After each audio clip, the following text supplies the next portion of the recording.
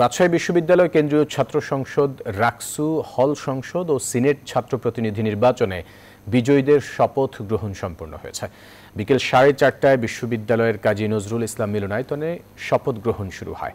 প্রথমে কেন্দ্রীয় ছাত্র সংসদে বিজয়ীদের শপথ পড়ান বিশ্ববিদ্যালয়ের উপাচার্য ও রাকসুর সভাপতি অধ্যাপক ডক্টর সালেহ হাসান নকিব। এরপর পর্যায়ক্রমে হল সংসদে নির্বাচিতদের শপথ পড়ানো হয়। বিশ্ববিদ্যালয়ের উপাচার্য ও প্রধান নির্বাচন কমিশনার জানান, সবাই মিলে বিশ্ববিদ্যালয়ের সমস্যা সমাধানে কাজ করা হবে। এ সময় প্রতিশ্রুতি অনুযায়ী কাজ করার কথা পুনর্ব্যক্ত করেন বিজয়ীরা।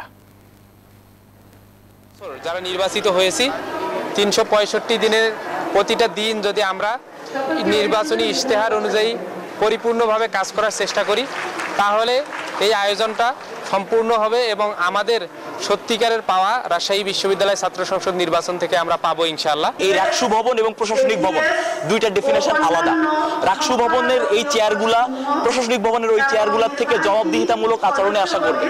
এখানে আমরা ওখানে গিয়ে আমরা জবাবদিহিতাই নিব, আমরা ওখানে চাটুকারিতা বা কোনো তেলবাজি আমরা ওখানে করতে যাব না, এটা আমাদের কথা খুবই স্পষ্ট।